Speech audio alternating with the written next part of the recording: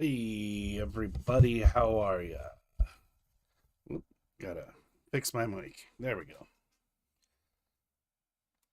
All right. Happy Thursday. Oh, can you hear me okay? Check, check, check, check.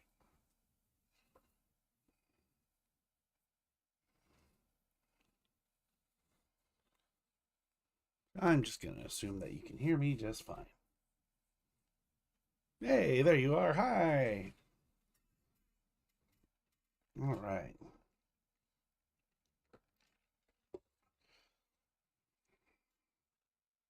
I am super stoked for tonight.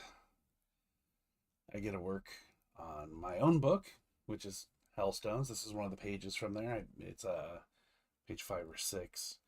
I think it's page 6, even though it says page 5. I got my numbering messed up at some point. But aside from doing some rendering on my own book, um, I also have the live, or not the live, well, it is live because we're live, but we're going to do a random drawing to see who is going to be featured in the book, uh, have their likeness featured in the book. Then we're going to do a second drawing to see whose name is going to be in the book. The pool of names that I've compiled are all people that have both subscribed to my YouTube channel and subscribed to the Hellstones newsletter at pigmacast.com. Should be on the scroller down below. And yeah, looking forward to it. So we're going to have the results of our little contest here. Going to work on my page. And then also, I had a buddy send in some color rendering, and we're gonna do a review, and we're gonna take a look at it. And he's new to digital art. He's new to really art in general. So we're just gonna talk about, what we see, what could be improved, what was done right. Maybe even go over some techniques. So that'll be a lot of fun too. Do some live mentoring. Um, yeah. So let's get into it. So what we see on this page here is our main character, our main protagonist, Sam, uh, stepping outside. What up, Tim? She's stepping outside, having a flashback moment when she was a kid, with her guardian and mentor, Gary, and then we see him bestowing her with the Hellstone. So it's a really cool scene. It's probably one of my favorite pages in the whole book. I just like it a lot.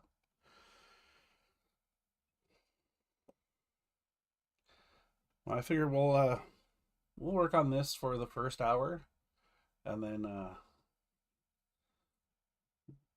who knows? We'll just bounce around and see what everyone wants to do.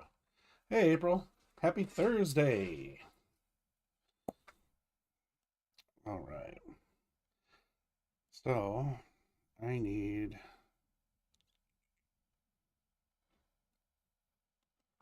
to do my glass layer. This is how I like to do glass. I'll come in and I'll select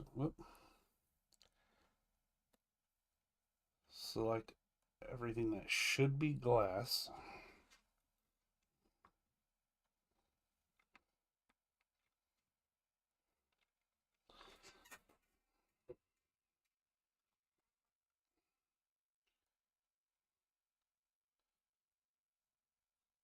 Deselect all this other stuff.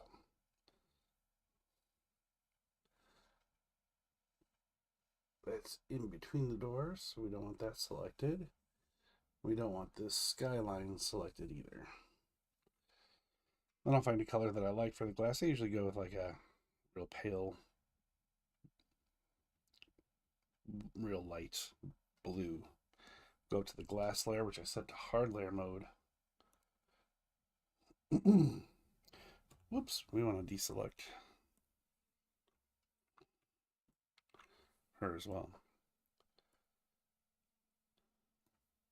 We'll drop in the glass like that, and then I'll drop it down in opacity. That way, as I come in and start to render maybe some of the scene, like in the sky behind it, I just grabbed a random color here. It's still there. It's just being shifted by the glass.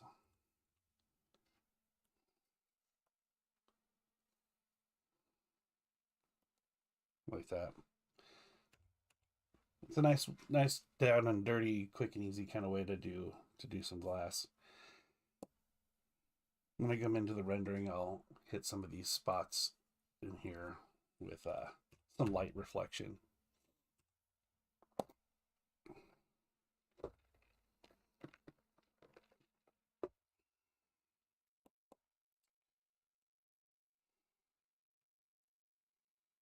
Yeah, like I was saying, this is one of my favorite pages from the book.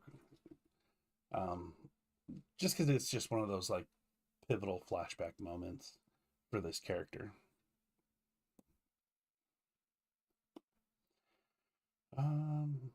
Yeah.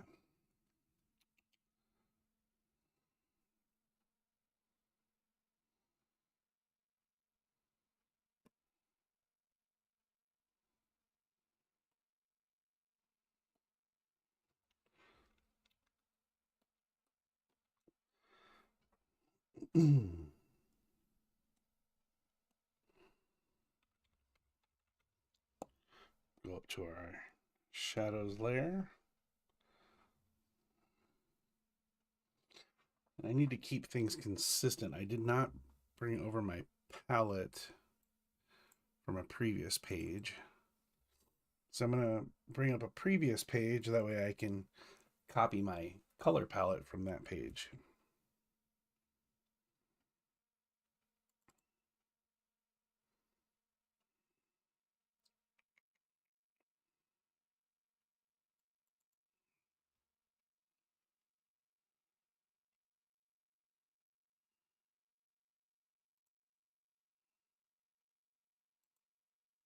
There we go. It looks like I used that as my shadow. Cool. Don't want to save that.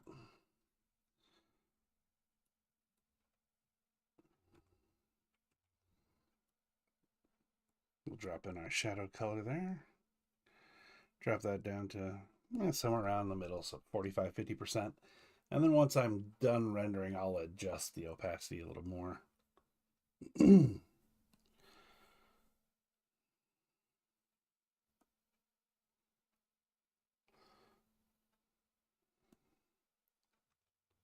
going to delete the shadow from the night sky.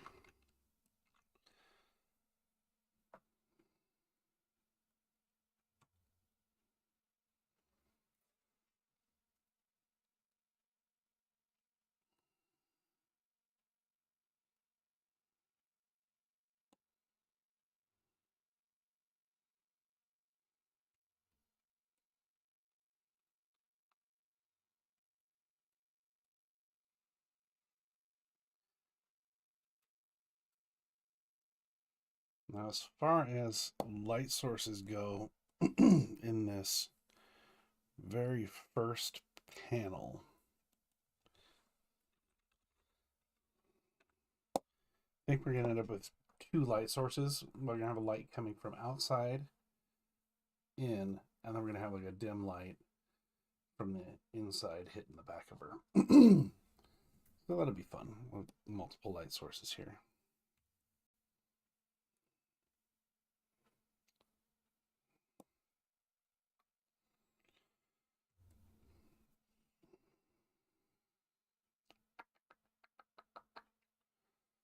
How do I want to tackle this?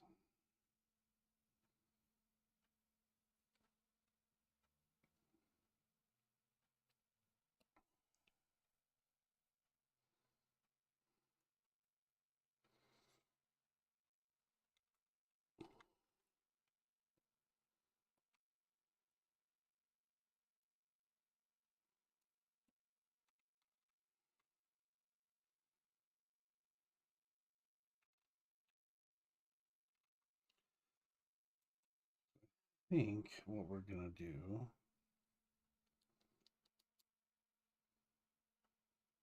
I think it'll be easier in this instance if I just remove, I don't want to,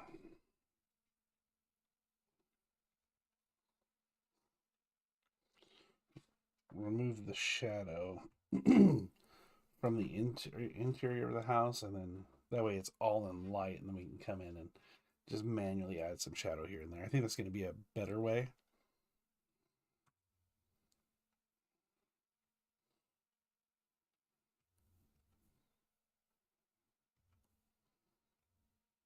Cool. And before I get too crazy, I'm going to add my palette layer.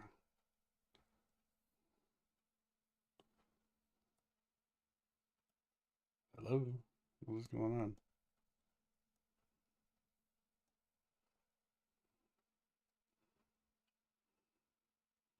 That was weird. It wasn't wanting to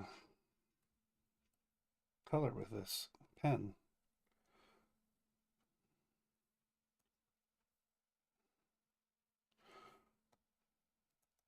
Weird. I wonder why that is.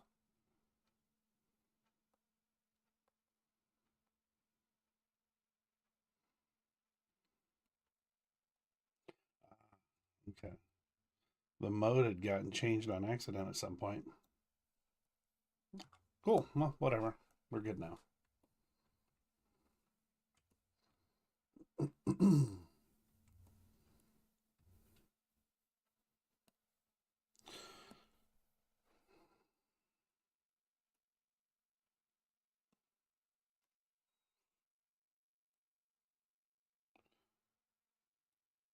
I'm going to select transparency.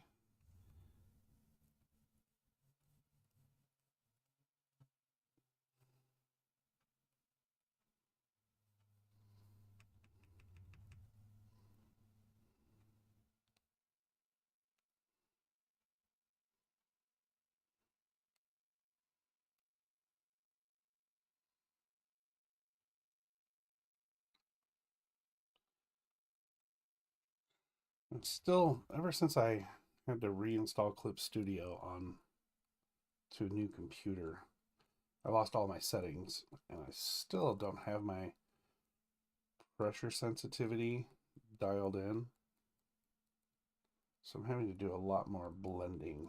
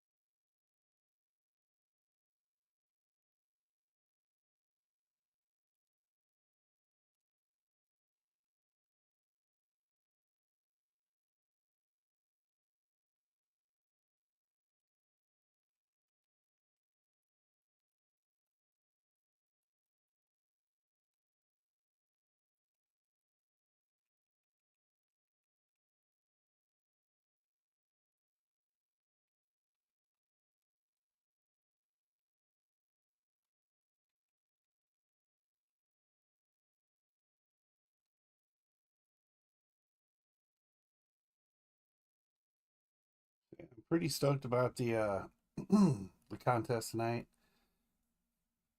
Seeing who's gonna win those two feature spots in the book. I think that'll be a lot of fun.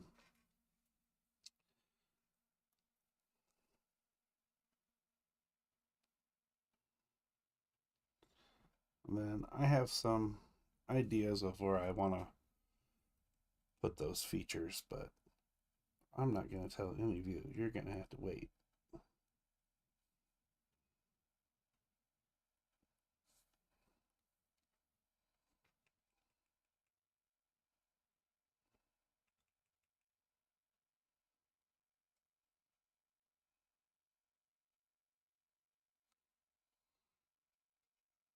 Yeah, I thought it was a real fun idea. Just I always thought it would be cool to have like my likeness in a book or whatever. That's just it's just neat, really. I mean, it's just a neat thing.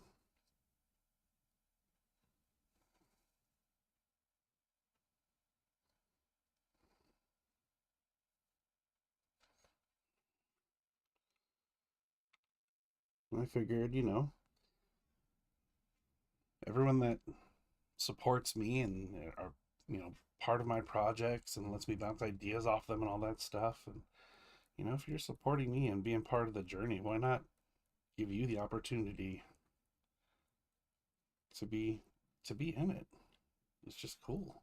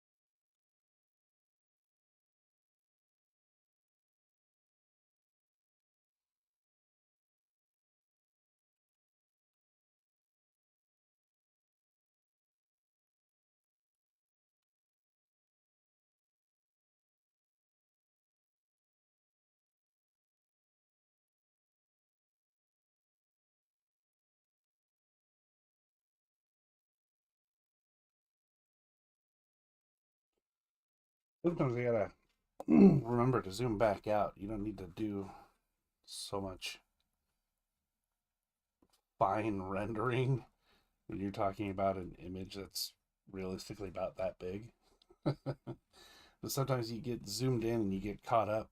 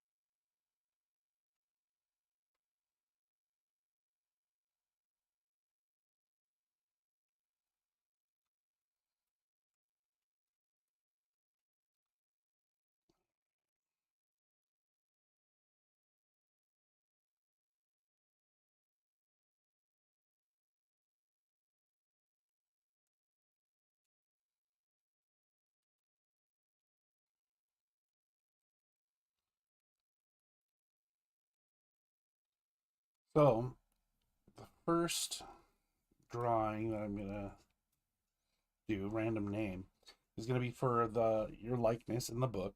I have a good idea of where I want that person to be. But as far as the second winner having their name in the book, I'm like, the name could be scrolled on a wall somewhere. Someone could say their name. It could be uh, on a billboard in the background. I really don't know what I want to do there. But I want to ask you guys is if you were the one to win that, how would you like to see your name in a comic book?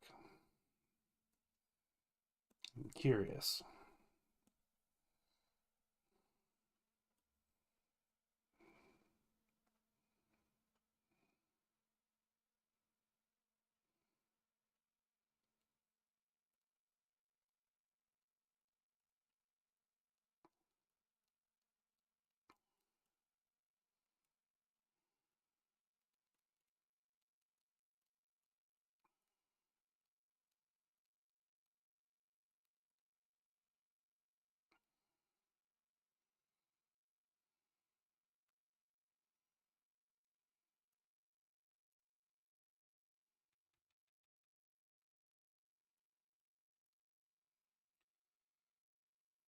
Referred to as in an evil villain?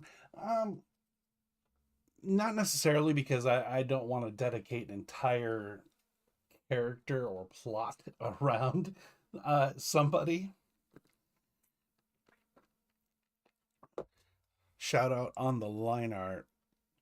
Really like this top left panel. A lot being said there. Oh yeah, dude. I tell you what, man. Up below is fantastic. He's been a lot of fun to work with. Um, we had some learning pains of how to work together and how to communicate effectively, like what I wanted to see, what I had written versus what needs to be there. But I tell you what, man, once we bridged that gap and we learned how to communicate, he's on it. He's fantastic. I really hope nothing but the best for the guy.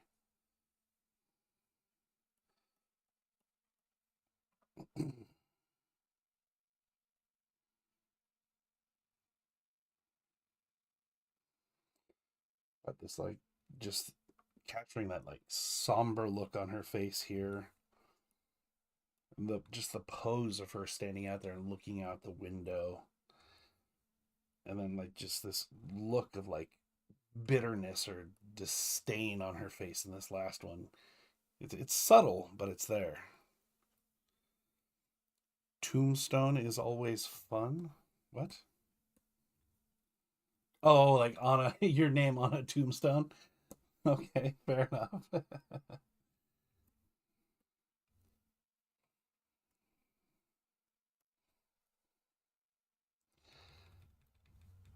Yeah, I like the tombstone idea. That's pretty cool.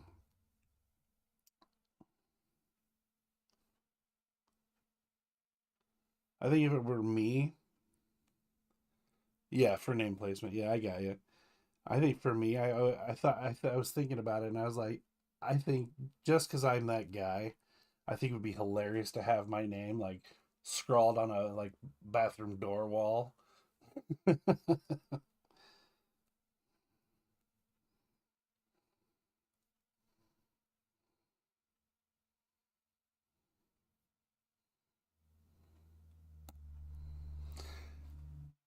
Yes, or on a billboard or a theater marquee or something, depending on what's going on in the background.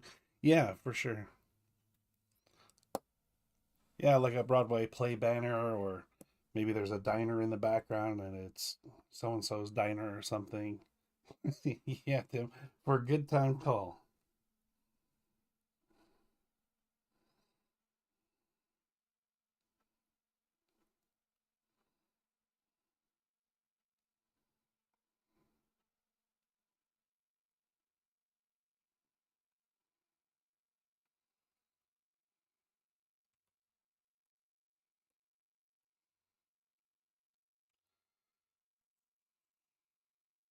Now, since I know I'm going to have two light sources here, I'm rendering out the first light source, which is going to be the light source coming from outside in, and then the second light source coming from the other way. I'm going to render afterwards. That way I can keep them separate and do them on separate layers. Oh, scrolling through phone contacts on a cell phone or an address book. Yeah, those are some great ideas too.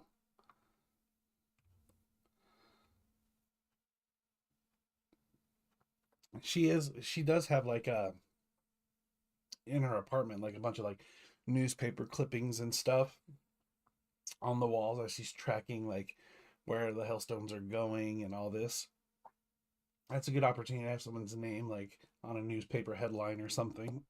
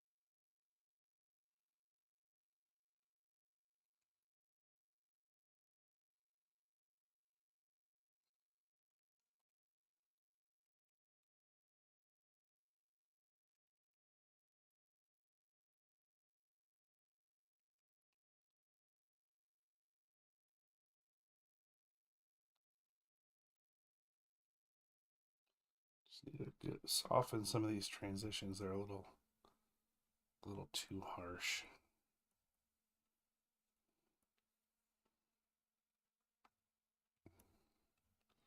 Yeah, there we go.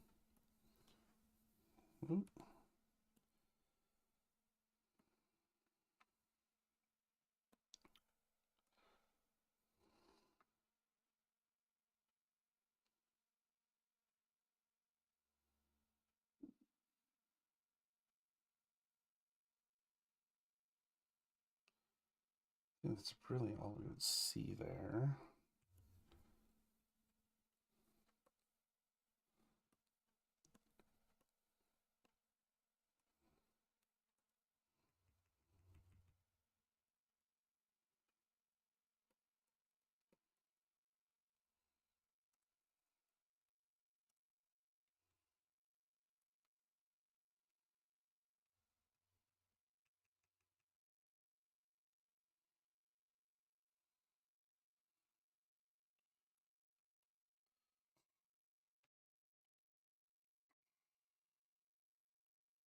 Yeah, I think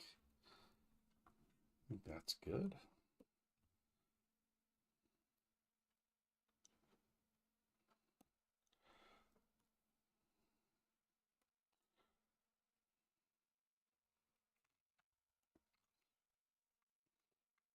We will deselect her.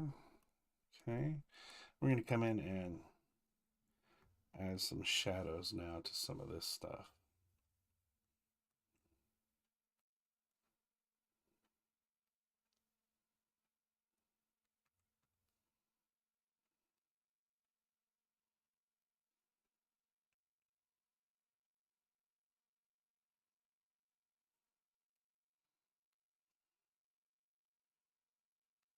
Some of the stuff in the background.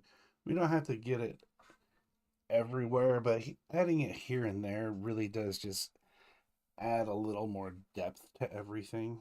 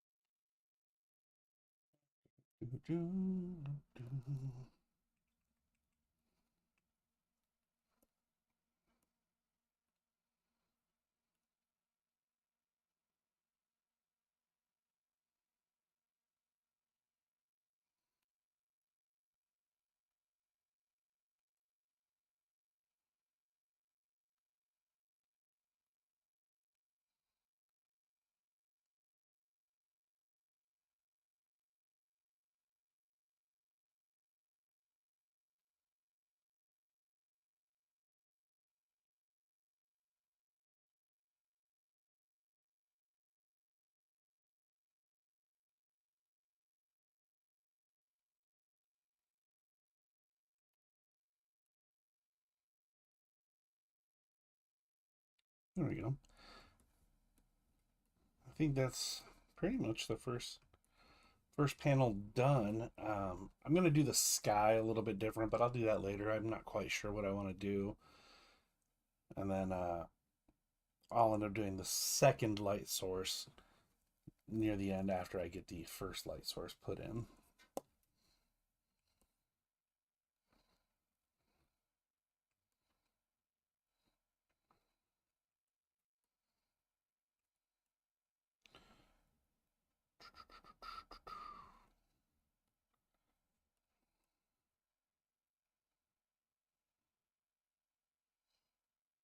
Mm-hmm.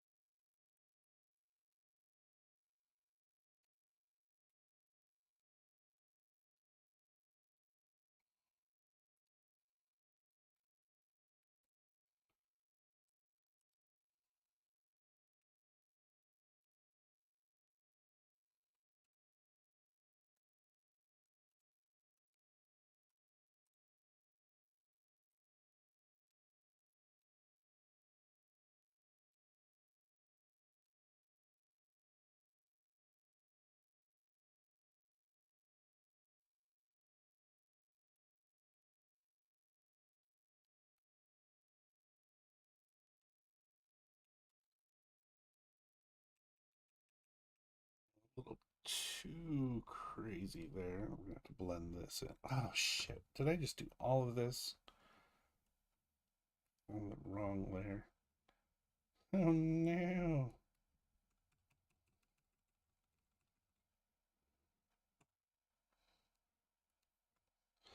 I may have.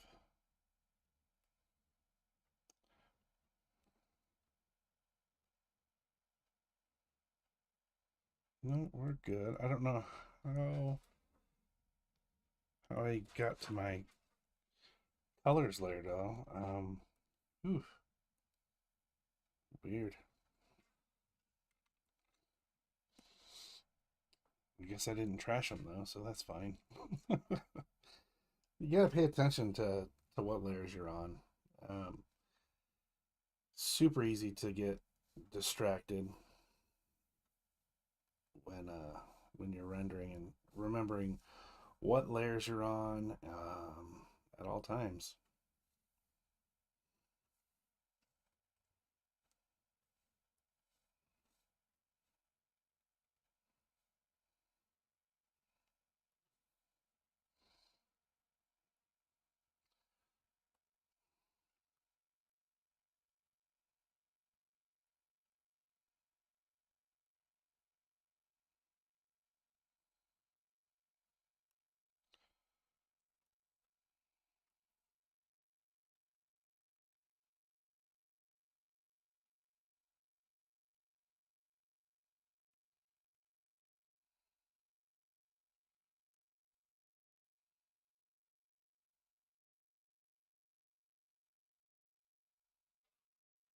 Hmm.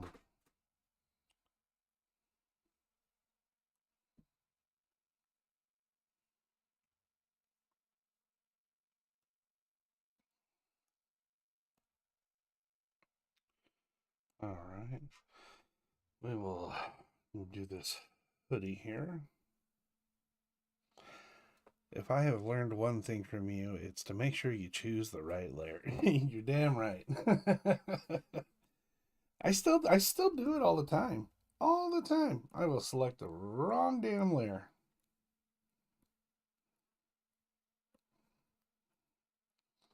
Just happens. You just kind of zone out and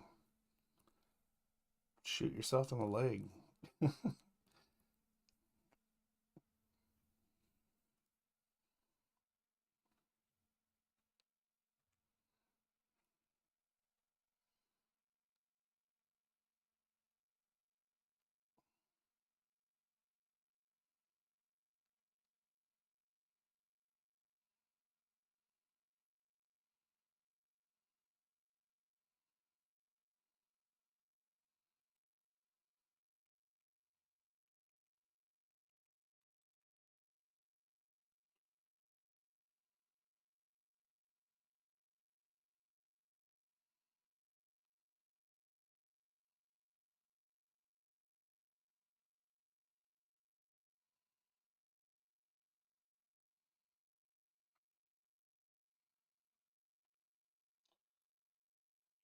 Mm.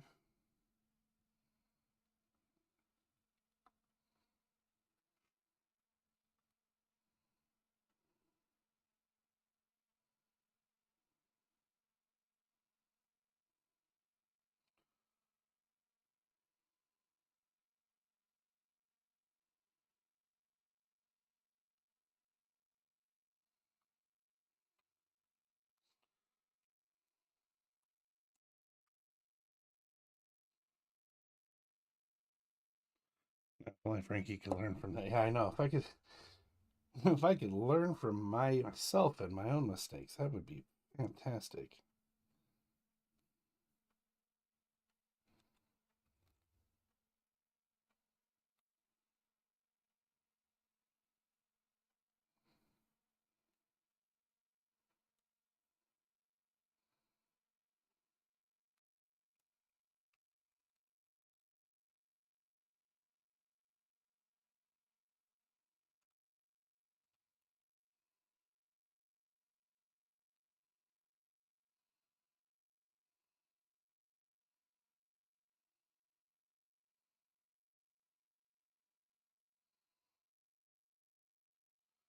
So I'll be sitting down here in my studio by myself, and I will notice after a few strokes or whatever that I'm not on the right layer, and I will audibly yell at myself like, "God damn it, Frankie, what are you doing?" I'll do it all the time.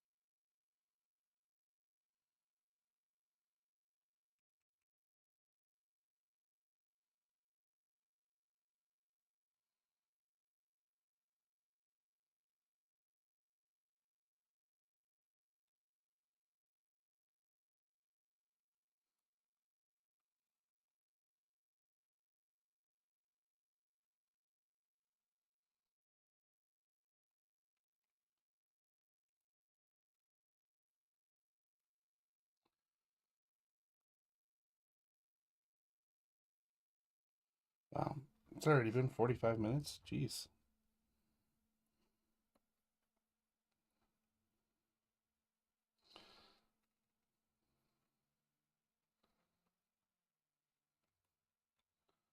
Cool. We're cruising right along though.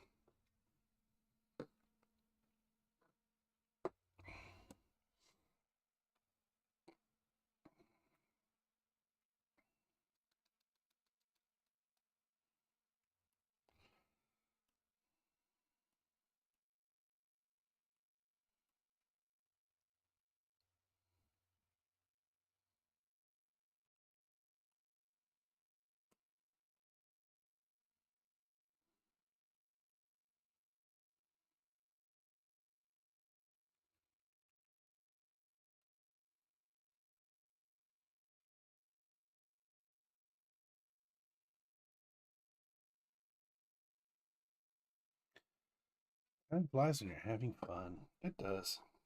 It does. I like it when it makes it a lot easier. It makes the time go by a lot faster when people are active in the chat and we're engaging and talking.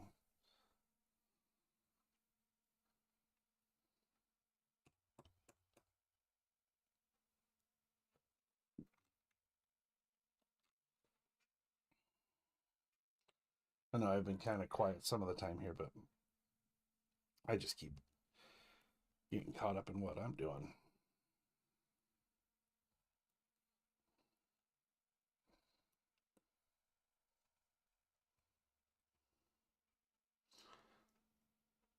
Little things like coming back in here and dropping some shadow on the underneath sides of her hands because she's on the railing. Stuff like that.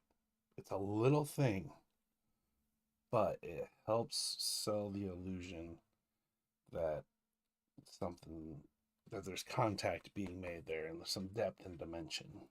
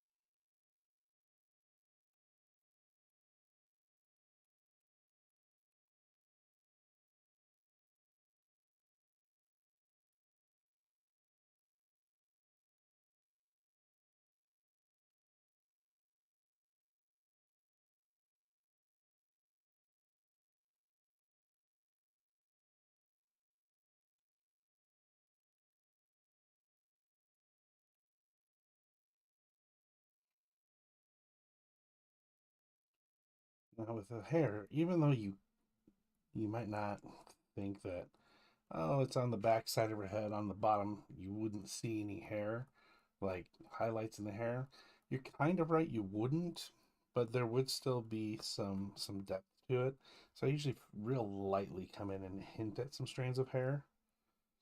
And then when I come, and then sometimes I'll come back and add a second layer of shadow. And if I do, I'll actually go in and uh, add some hair in with some shadow as well. It's a nice little tip for you there.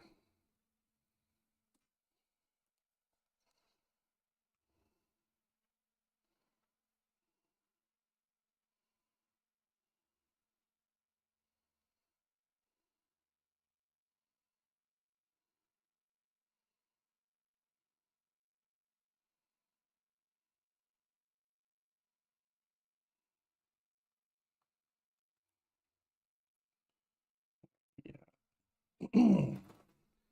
Take a step back and look at it here real quick.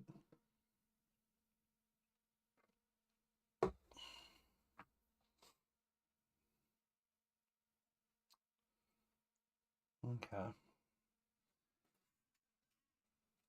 I don't think on this live we're gonna go in and like do all the lighting on all these buildings in the background and stuff. That's gonna be some tedious work that'll take some time that I'm just not gonna do right now. I'm not gonna have you guys suffer through that. You're welcome.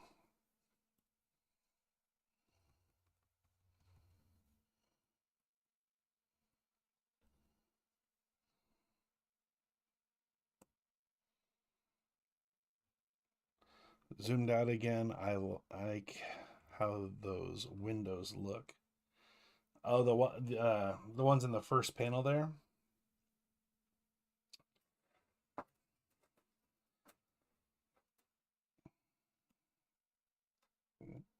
There we go.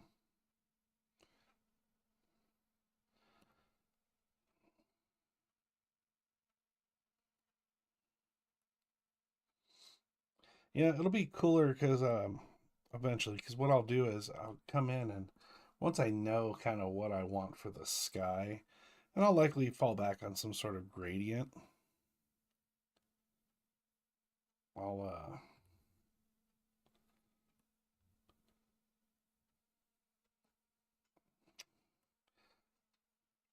come in with something. Oop.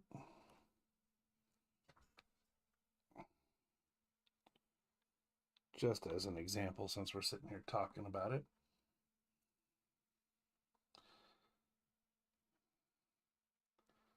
Do something like that. Just to add a little color variation to the sky.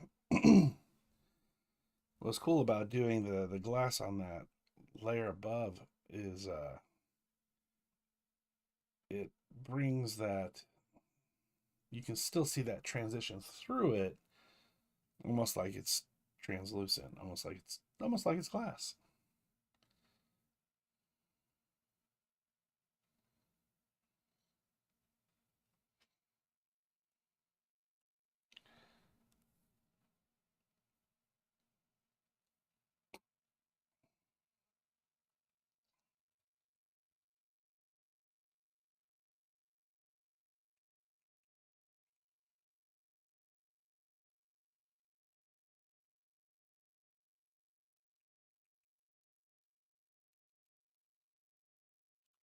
Yeah, there's a bunch of things I'll end up messing around with.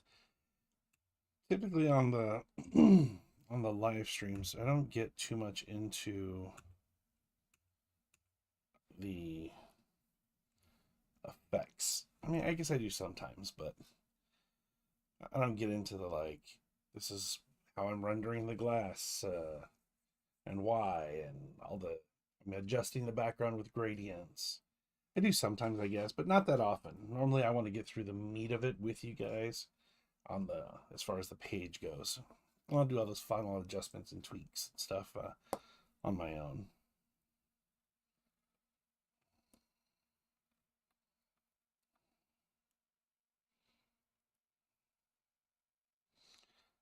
Ugh.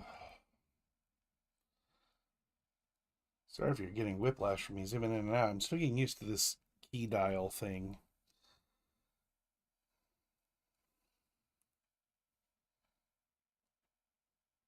It really isn't the greatest.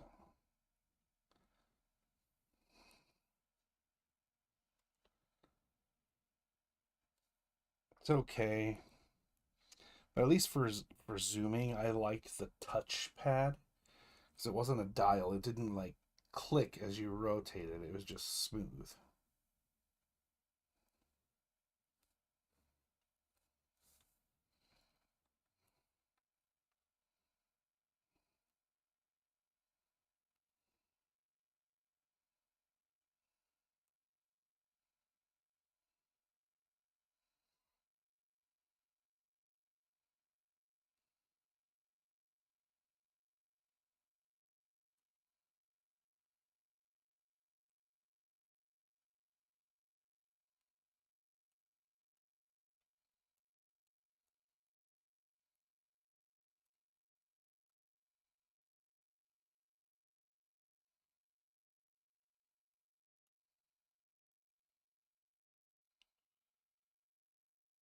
That's pretty much the first two panels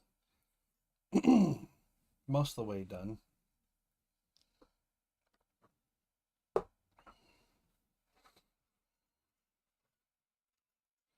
What time is it? 8:23. Now, since these two panels in the middle here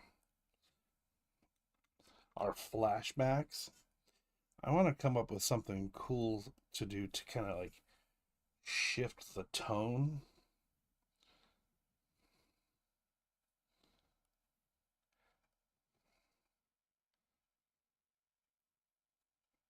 It's kind of hard to see right now just because I have shadows on everything, but I don't know what I want to do exactly. But I was even considering maybe like shifting everything to like some sort of like sepia type wash.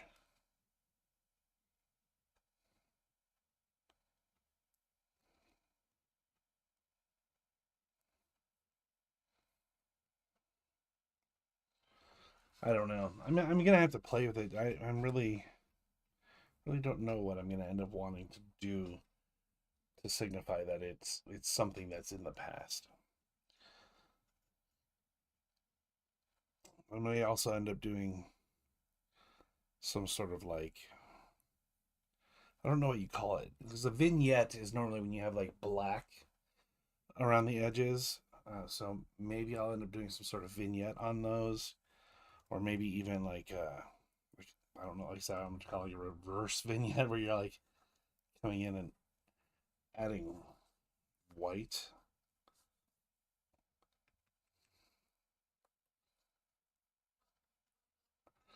around things.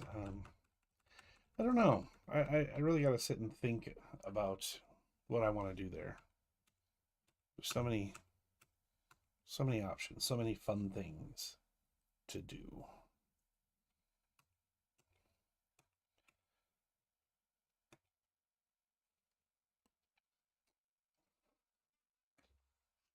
All right, gang, I tell you what. We're going to take a quick 5 minutes. I'm going to come back.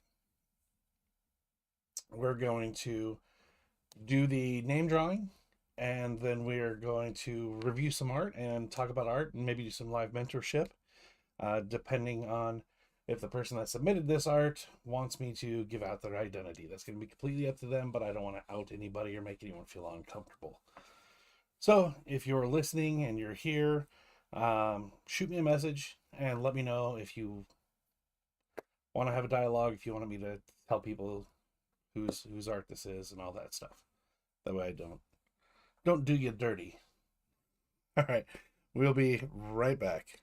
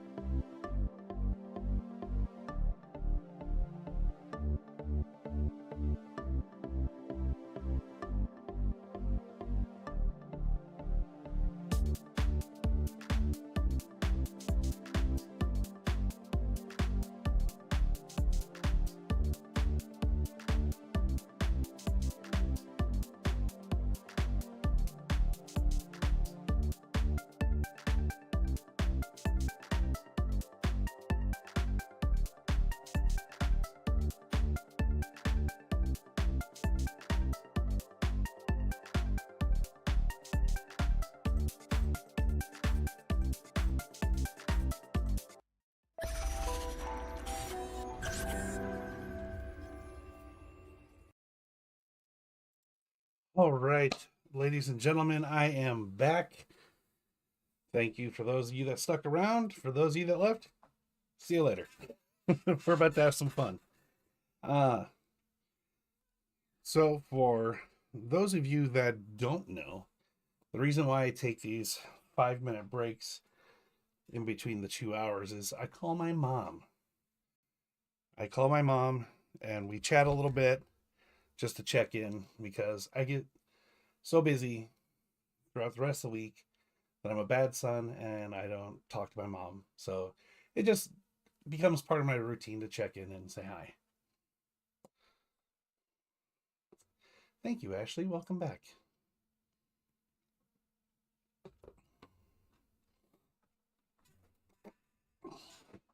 All right. So let's do some name drawing, guys.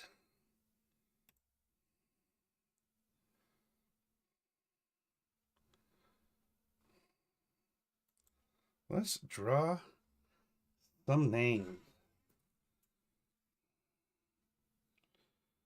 So I put everybody into a random name picker. We're going to go ahead and hit the randomizer and pick the first winner. The first winner is the winner that's going to have their likeness in the book. Are you guys ready? 3, 2, 1, go.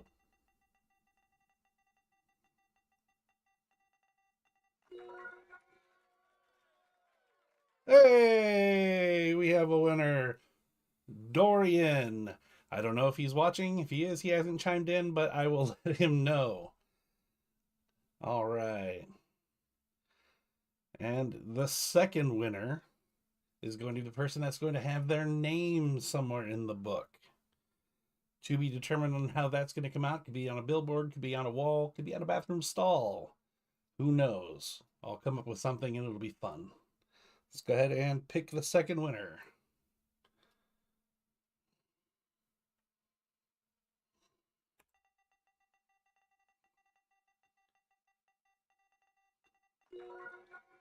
Oh, Dorian, but you already won, so you can't have it again. Let's go ahead and try again.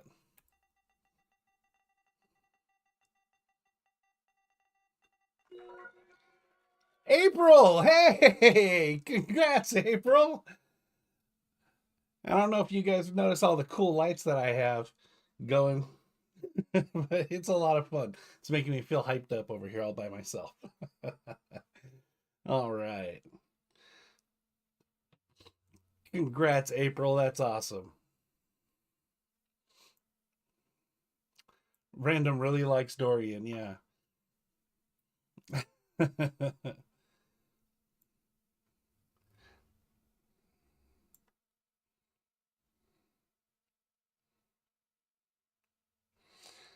All right.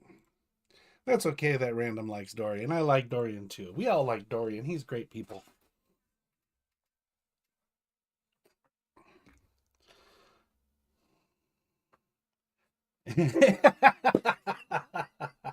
Ashley, April's auto body. That's hilarious. For those of you that don't know, April just recently totaled her car, and that would be hilarious. Too soon? No. Screw that. We just might do that.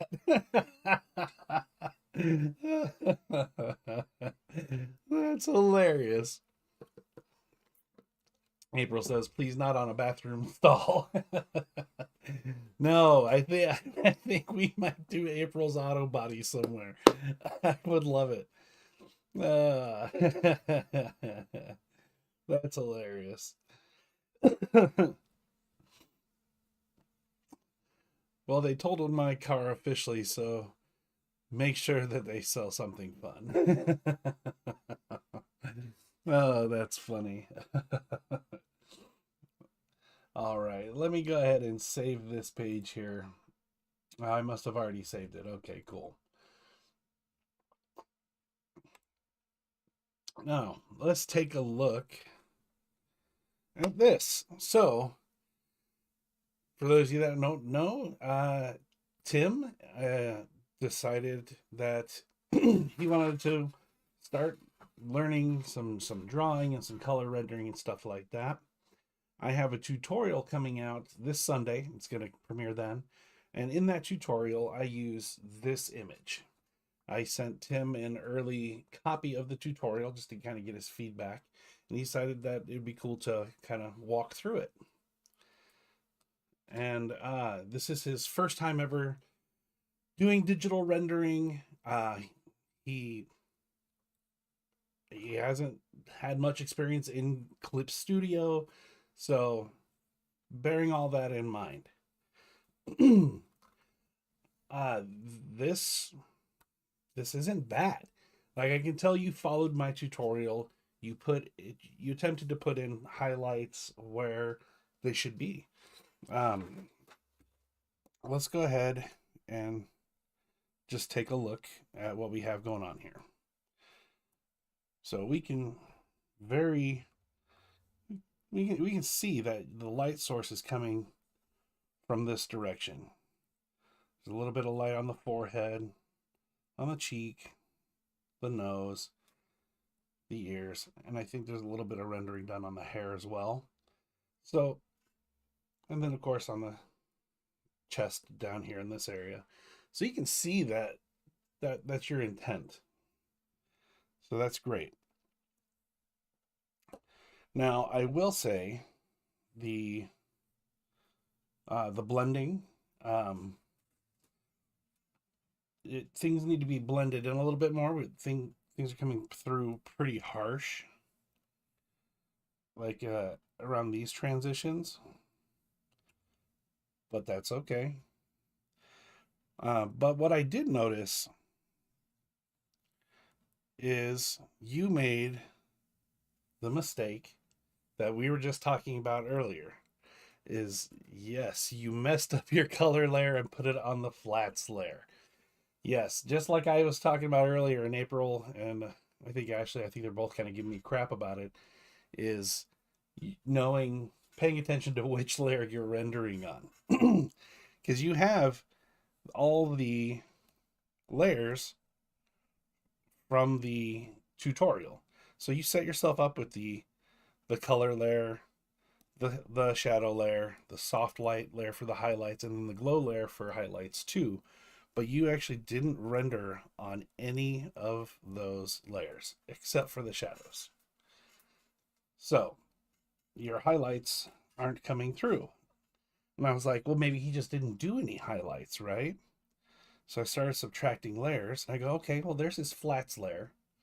And I was like, okay, there's nothing rendered on the flats layer. Oh, that's where the hair, he accidentally colored the hair on his flats layer. Been there, dude. Been there.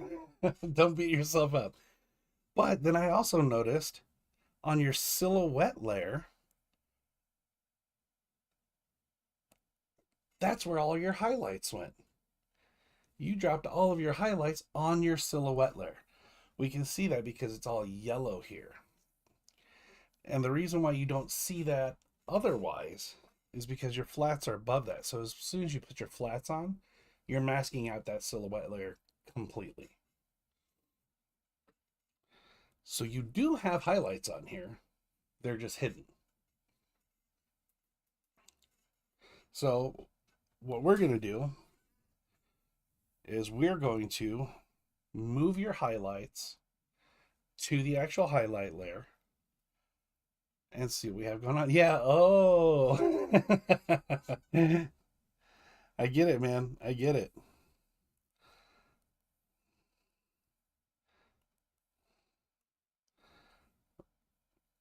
Not quite.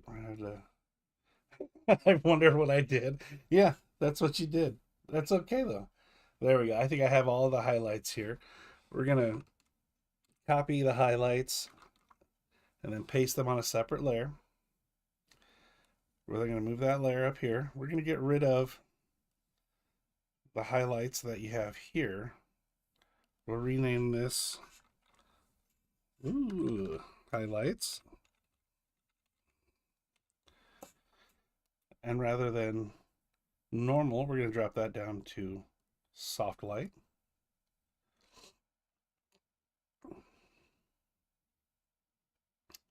the Control Alt click thing does not work nearly as well on a blank layer. It doesn't. And we'll click on the shadows. Now let's see what we're working with here. Okay. So this is interesting.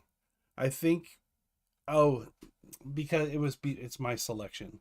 So this is clearly your intended highlight color. I can tell because that's on your palette layer.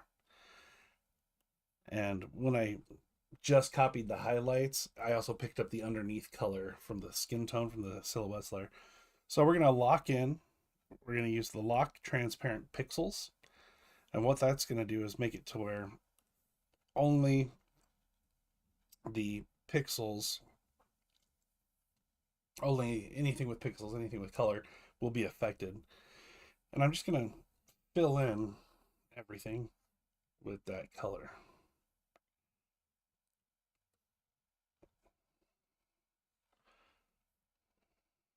Interesting. Let's go ahead and bump that up. Okay. All right. So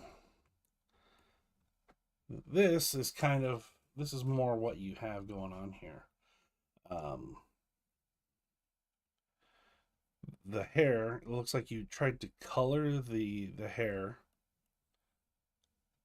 on your flats layer. So you were coming in and selecting different colors to weave through her hair, which is fine, perfectly fine, but you didn't do any highlights on the hair.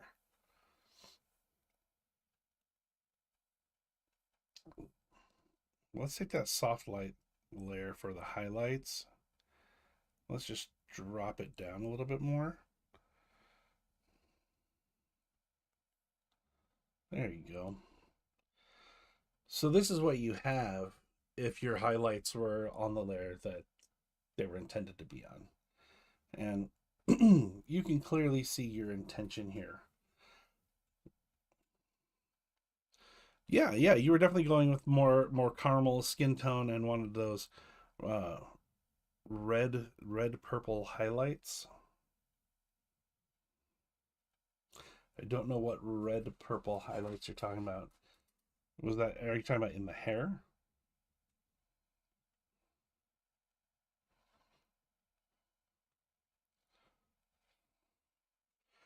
Just wanted to differentiate it from the tutorial to force me to look at it different. Oh yeah, no, of course. Of course. Yeah, choosing different colors and stuff, that's perfectly fine. Nothing wrong with that at all. I wasn't even gonna really mention her skin tone or her hair color or eye color. That's all you. That's awesome. I'm glad you did that. But I will say on your shadow layer, you could have gone quite a bit. Oops. You could have gone a little heavier on the highlights. So when you have something that's closest to the light, you're actually going to remove all of the shadow and then fade it back a little bit. So as you can see here, this is how much shadow you had left on that cheek to remove. Quite a bit.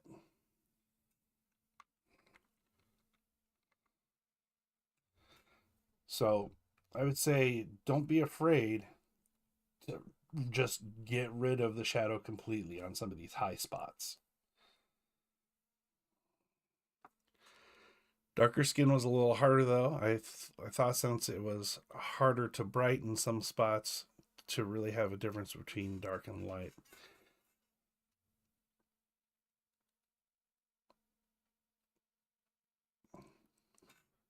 I thought since it is hard to brighten some spots to really have a difference between dark and light. Yeah, I mean that's exactly what I'm talking about, is building that contrast. So if we come in here, let's take a look at this way. I'll remove the little bit that I just dropped in there. And I have a saturation layer turned on. So this turns everything black and white. And as you can see, maybe I did not lighten it enough like you showed. That yeah, that's exactly it. And you had the highlights all in the right places. So that's fantastic. But yeah, you just didn't lighten it enough. And you can tell that when we saturate it out here, we go to black and white, and if we were to go down small, shrink it down, it very quickly becomes almost one tone. The cheek there stands out quite a bit because that's your lightest spot, really, but it gets very tonal.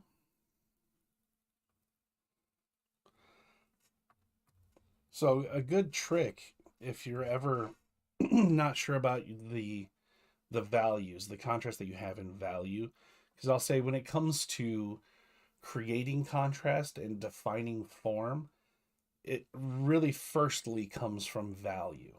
And that is regardless of the colors you put down, which is why it's good to make a layer above everything, change the mode to saturation and fill it with white. This is what's going to be your kind of your checker.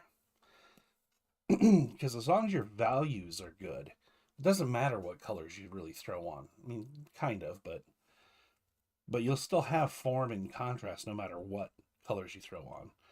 So as you can see, we can lighten this all up quite a bit.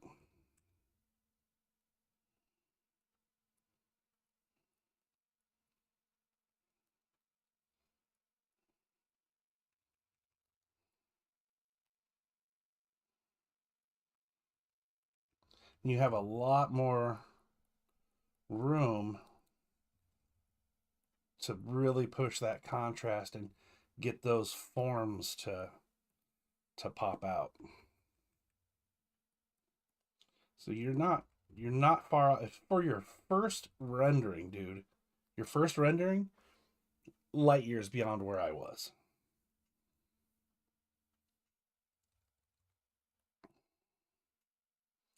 But like I said, don't be afraid to come in and just completely remove the shadows from those spots that are directly facing the light.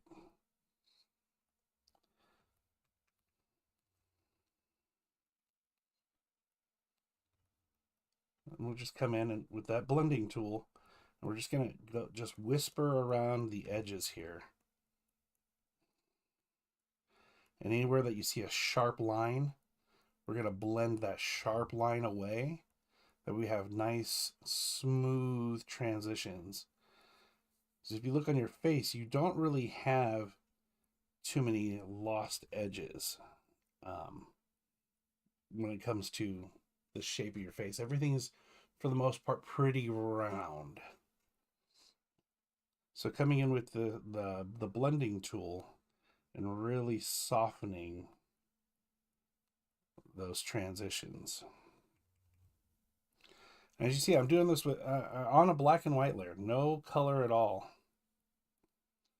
And it really doesn't lie to you. It lets you know exactly what you're looking at as far as your forms go and how much contrast you have.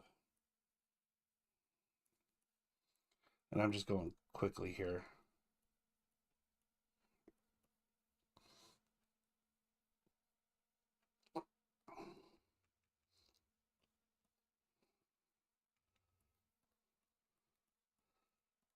We're just softening some of those transitions. That's all we're doing.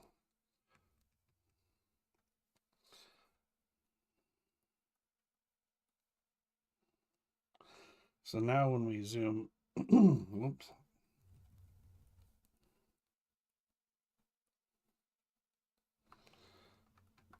zoom that down, we now have a bit more contrast with the lights and the dark spots, and you can see the form a little bit more, a little bit rounder. Let's turn off the saturation. We can play with those shadows a bit.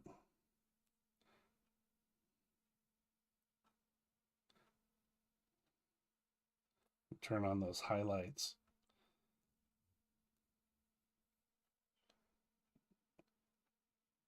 And if you want even more contrast, that's why I usually start the shadows layer around that 50-60%, because you always have room to bring it up from there. So if you want more contrast or darker shadows, you can just bring that up a little bit.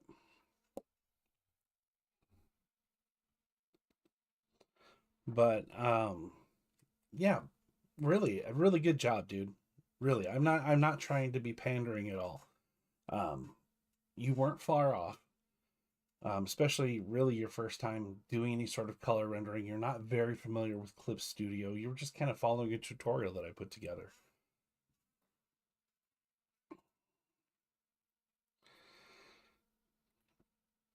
Trying to hold on to some of the shadow to help push the underlying tone from my flats layer.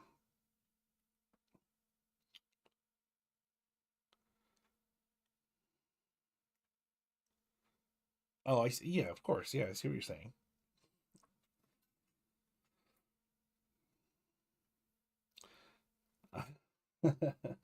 Yeah, getting to know the tools is a process all on its own.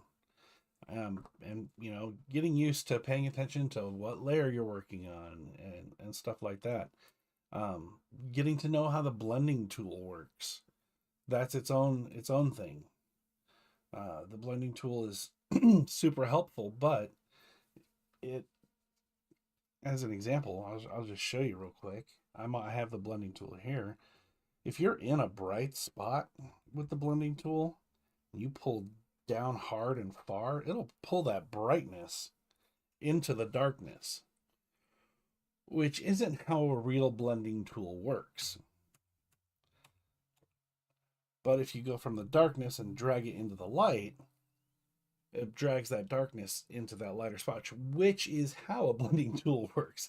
Because you're usually blending graphite on a page, so you got to be careful with how the blending tool is used. There, it takes a little futzing around with to get used to it.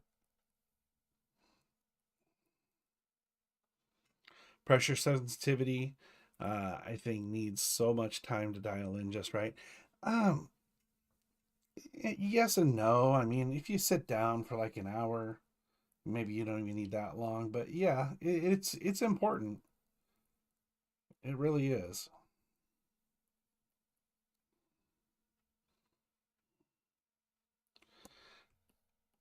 Seems easy in watching me. Oh, you mean I make it look easy? Is that what you're saying?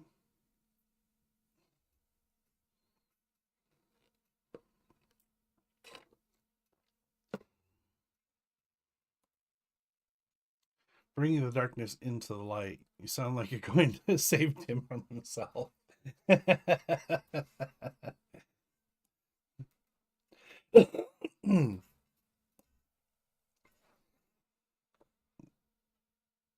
I forgot what I asked you, Tim. You responded, yeah, and I know I asked you something, but I don't remember what I asked you now.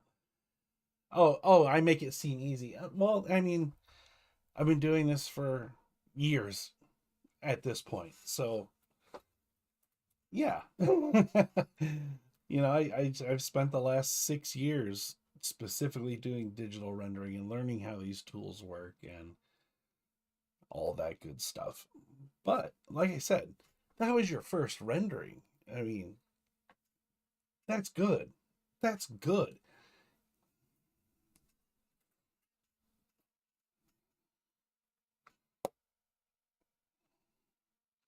Like I said, you had the highlights in the right spot. That's that's the hard part. Is getting the highlights in the right spots.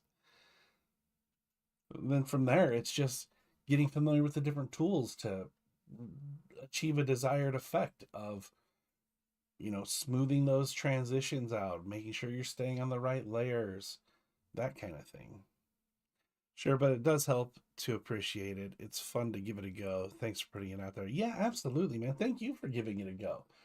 That lets me know that, you know, the way I teach things via tutorial is digestible uh, to somebody who is brand new to this, which is perfect. So thank you. Thank you for going ahead and taking it upon yourself to do this.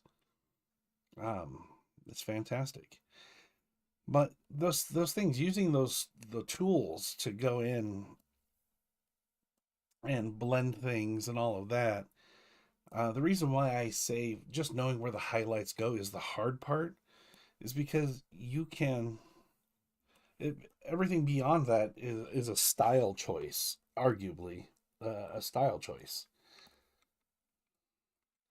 For example, let's go ahead and ah, also something I just noticed. So I went to pick your shadow. If you look over here on the color picker, you're above that 50% mark. When you're picking shadow color, the way multiply works best is if you're below that 50% mark. And you're also very saturated with that purple color. I would recommend staying around this area.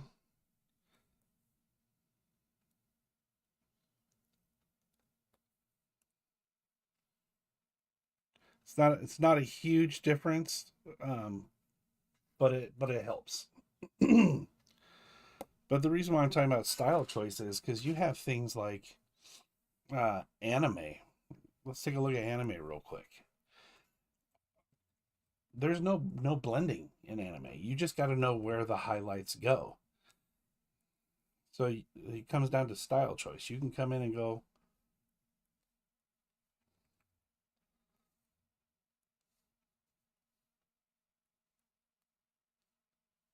you know, this is down and dirty, but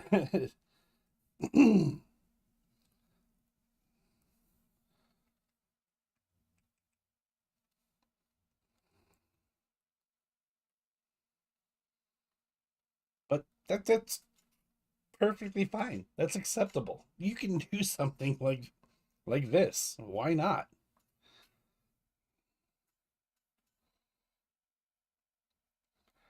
It just becomes a style choice.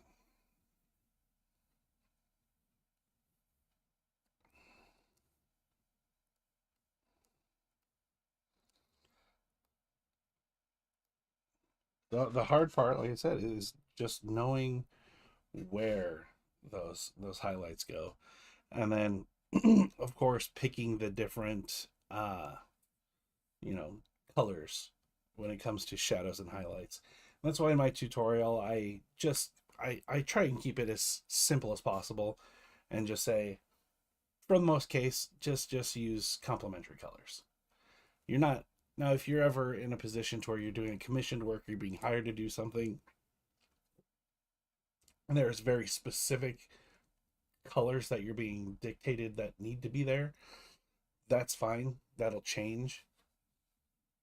But otherwise, if you're just practicing and doing an exercise, just use complementary colors. Keep it simple on yourself until you feel comfortable using the tools that you have, and then start delving more into that color theory and how different lights play with each other and different materials and stuff like that. But you did really well. You did really well. I'm proud of you.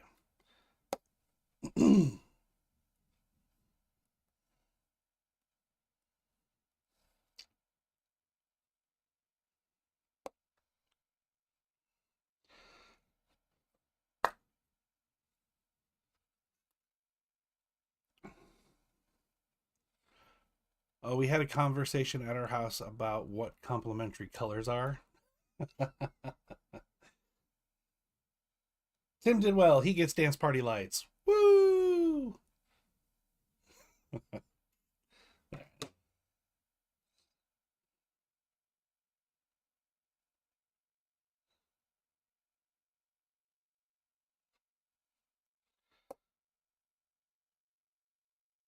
Oh, all right.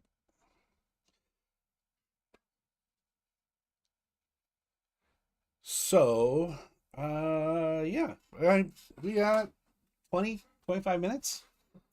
Uh, any questions?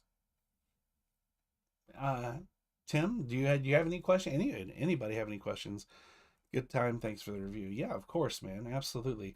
Hopefully the things that I said make sense, and hopefully you can take those with you moving forward. I don't know, but you know how to get at me. And you know I'm happy to help anytime. But if you want to know anything while you got me now, we can definitely take a look at anything that you'd like. Talk about any of the specific tools, how to use those, any of the layers, whatever you want.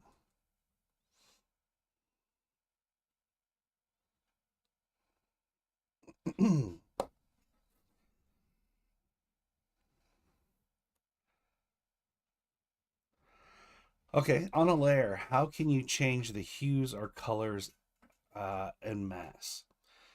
So, for example, right now, let's take a look. We have this character, and if you wanted to change everything about the character, all of the colors all at once, right? Is that what you're asking?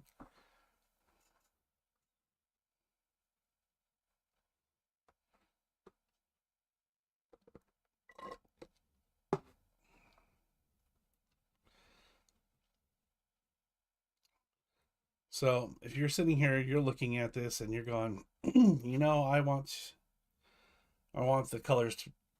Is there a way to move her hair highlights, for example, colors that are everywhere? Is there a way to move her hair highlights? Either all or all by layer, maybe. Okay, so what we can do is if you want to change everything on a layer or anything, or even anything particular, like for example, right now I have the whole character silhouette selected. The shortcut is Control U, and it brings up your hue, saturation, luminosity scale. And now I can change the color, and it's going to change every color relative to where it was currently. So that's how you can change everything, color or saturation, or of course luminosity, which is how bright something is. Yeah, She-Hulk, right?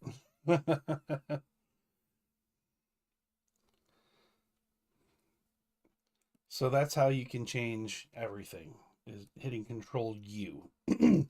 Now, if we wanted to just change her hair, for like, I like her skin tone, but I really want to shift her hair to more red. So you can go to, let's say, your silhouettes layer. I think no, that's all. So you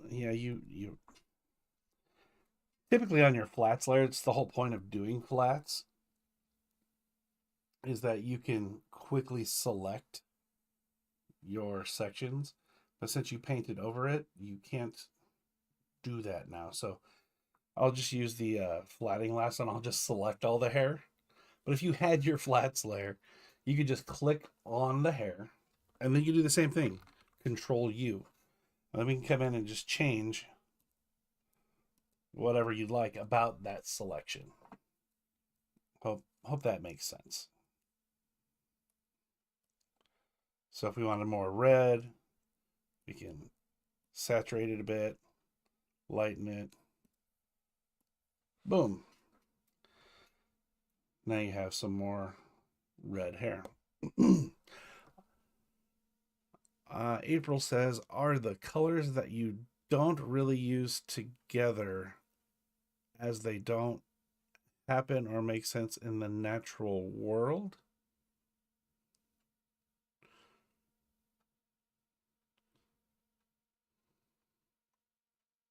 Are the colors that you don't really use together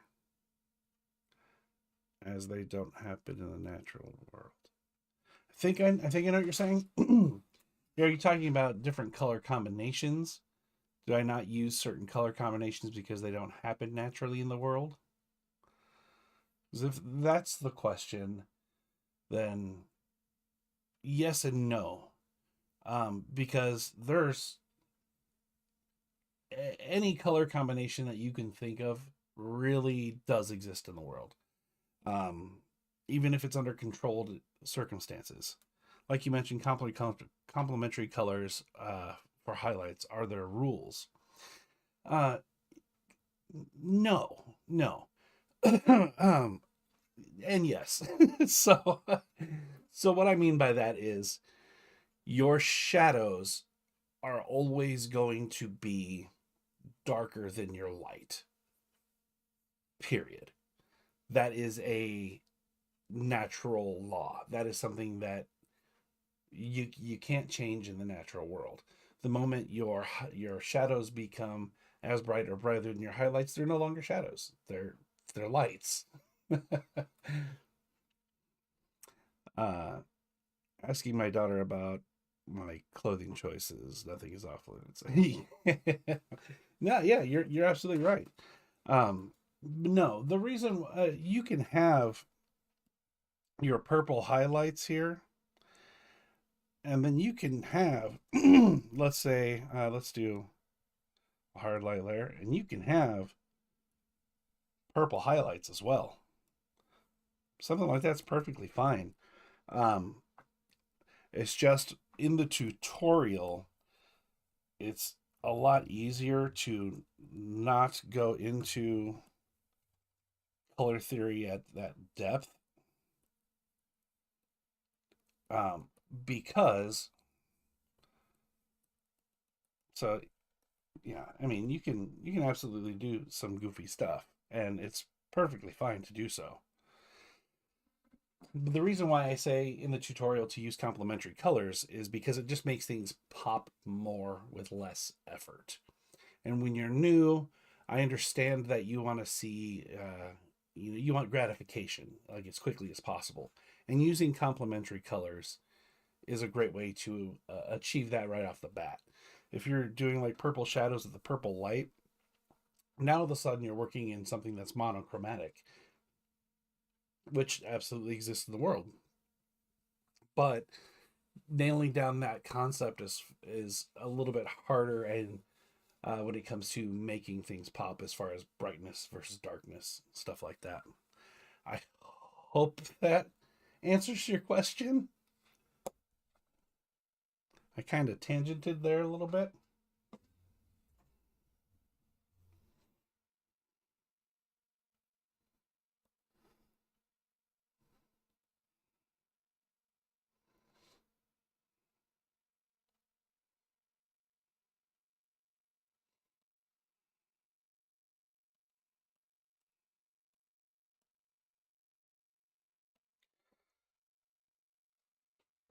Tim had mentioned the Control Alt click thing, so let's go ahead and mention that real quick. Yeah, you're good. Okay, cool. So there, like I said, there are some rules, but they're only few and far between. There's no like when it comes to the art side of it, not really. Do what looks cool.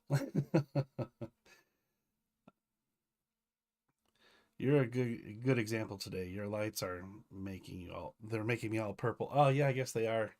Yeah, I have my pinkish light over here and my blue light over here. But the control shift thing, Tim. So I'll give you a quick rundown of that real quick. So what I'm going to do is I'm going to go down to the background layer and I'm going to select everything. I'm selecting it all. Then I'm going to hit Control Alt and then click on the multiply layer, the shadows layer. So once that happens, it has selected everything that is not shadow. And then you got to pay attention to the layer, come up to your highlight layer, and then you can drop in those highlights, and it's going to highlight everything that isn't shadow. Now, if you select the entire scene from the background like I did, it's going to paint your background too. So generally, you might not want that. So that's why you have that silhouette layer. So you can select the entire silhouette, Control, Alt, click on the shadow, move to the shadow layer, and then drop them in. That way it's only dropping in those highlights on the image itself. I don't know if you really had any questions about that, but I hopefully that helped clear up some of that. It's just really paying attention to what layers you have and what layers you're working on. That is the thing that just jacks up any digital artist, is just remembering what layers you're on. But luckily, as a digital artist, you have an undo button. It's just a matter of how far back do you have to undo to correct whatever mistake that you made. And trust me, I've made them all. I've made all of the mistakes.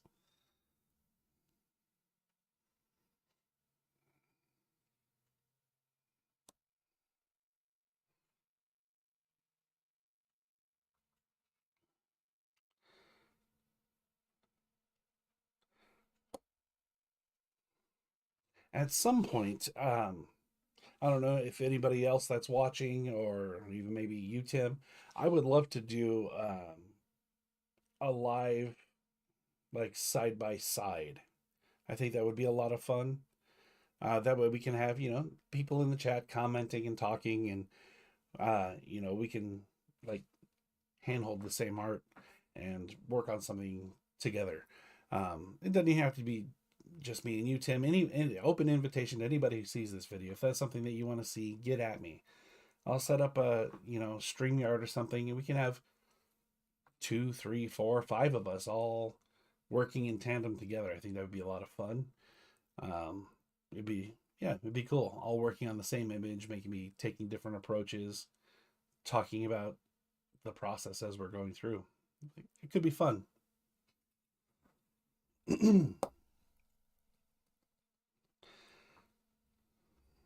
Oh, let's see. Do I have anything new to share with you guys? I don't even know.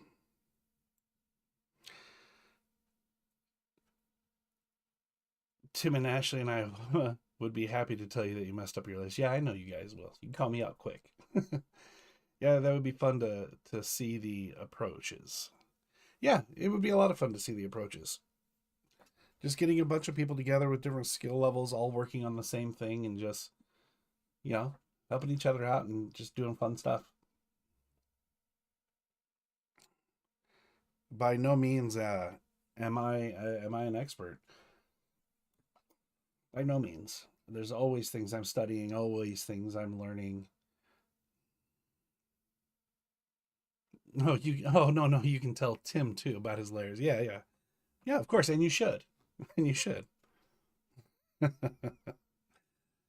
I'm looking through my art here real quick.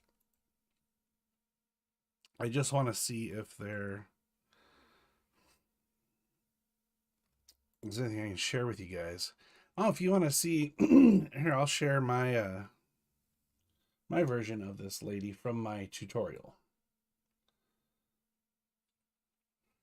So this is the woman sketch that I did for the tutorial that Tim was following. So we can see here, he followed my tutorial really well. He had all the same layers set up. And he just messed up on which layer to put things on. And that's okay. I'm excited to see if you try this again, the same thing, or if you try another piece, just to see if you can keep those things from that tutorial in mind. Ashley said, "I love her freckles." Yeah, thanks. I like the freckles too. In the tutorial, I wanted to mention adding textures, skin blemishes, things like that, how they add a little something. So yeah, I definitely wanted to go in and do that.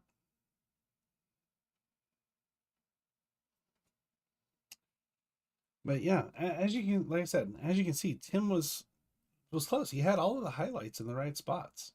You know, you can definitely see that he was following the tutorial and getting a good idea of what to do. He just knew. That's all. It's just new.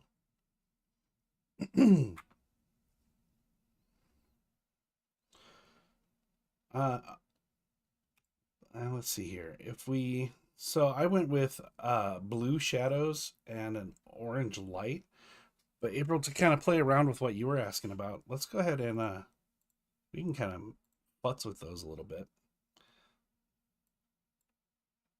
Let's change the we'll just stick with purples and we'll do monochromatic. We'll do purple shadows. So now we have purple shadows with an orange light, which is fine. That works too. You have that spectrum of complementary where you have like the purple into the blue and the orange into the yellow. So that works kind of on a spectrum. And then let's change those oranges. Let's change those to purple as well. And then we'll change, we have our glow layer. So those extra highlights, we'll change those to purple too. So this is all monochromatic. Every one of these shades is pulling our undertones to those purple hues. So it's going to be a little off. You're going to have a wide spectrum. Like, for example, we have on our brightest spot, we almost end up with this pinkish purple. And then some of our darker spots, we end up with a brown color for the hair, because remember the base of the hair is a brown color anyway. But if we go to her skin, we have this purpley, mauvey kind of color.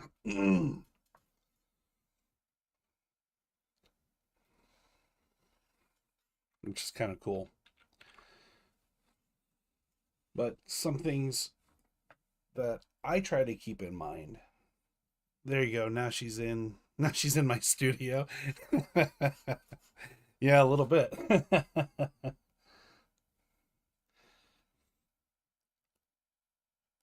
If we change multiply to, let's say, hard light, and then do something like this, we get rid of all the shadows. We added a secondary light source. That's what I was talking about before. Like, once your shadows hit a certain brightness, they're no longer shadows. Now, shadows are always going to be there. This wouldn't be an actual representation of what happens in the real world. What would happen in the real world is you have what's known as the terminator line, and it would actually be in between. It would be it would be the line that hits the transition spots.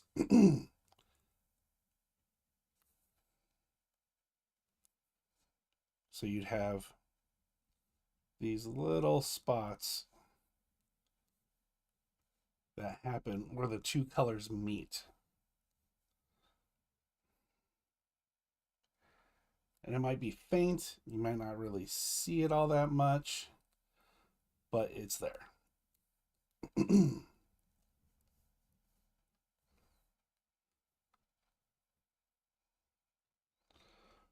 That's called the terminator, is when that's the actual line where shadow and light meet. This actually looks kind of cool, all purpley and blue. But this is an example of using cool and warm colors to create form. You're doing that because you're creating contrast. So you're tricking the brain into going, oh, there's a difference here. and it's viewing shape.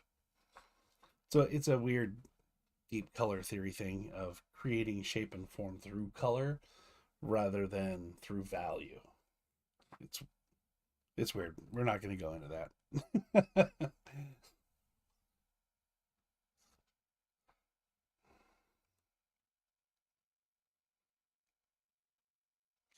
I will say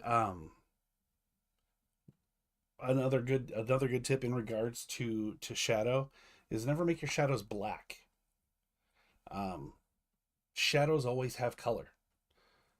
They're never black, and if you use black, you end up muddying things. Um, they just don't look right because it's not naturally occurring like that. It doesn't work that way. Shadows are always going to have a little bit of color. That's because the way that shadow works is you have the light source coming in, and it's let's use this. This is the light source, right? It's coming in and it's all around. It's environmental, right? So that's going to be your ambient light. And that's hitting. Let's pretend there's a wall right here. That light's going to hit that wall, and it's going to do what light does. It's going to bounce, and it's going to bounce back. And depending on how far everything is away, depending on the reflectiveness of the surface that it's hitting, that's all going to depend, but it's going to add color.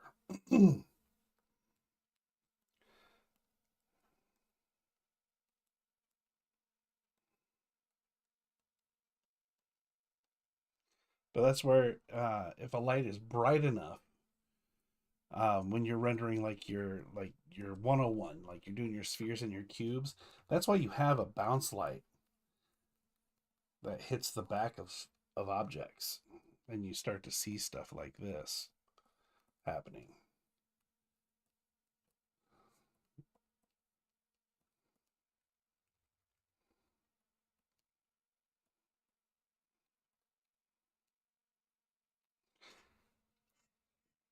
Now your bounce light should never be brighter than the main light source because that just doesn't make sense.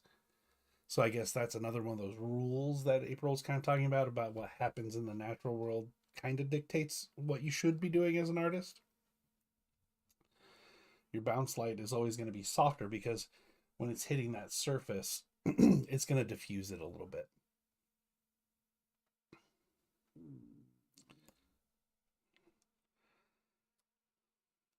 It feels more like charcoal with black. Um, kind of. I'll say the only time that you would want to use black is if you are literally doing a black and white and your goal is to make it look like charcoal or black and white. It's like then of course it's fine to use black because you're using black and white and then the variants of gray in between. It's just becomes a monochromatic painting with no color. Arya says good night. Good night.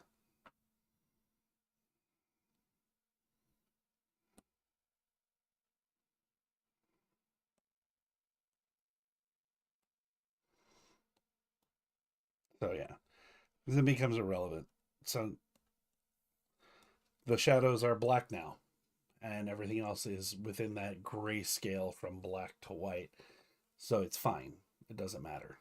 Yeah, you can use black in that instance. It makes sense.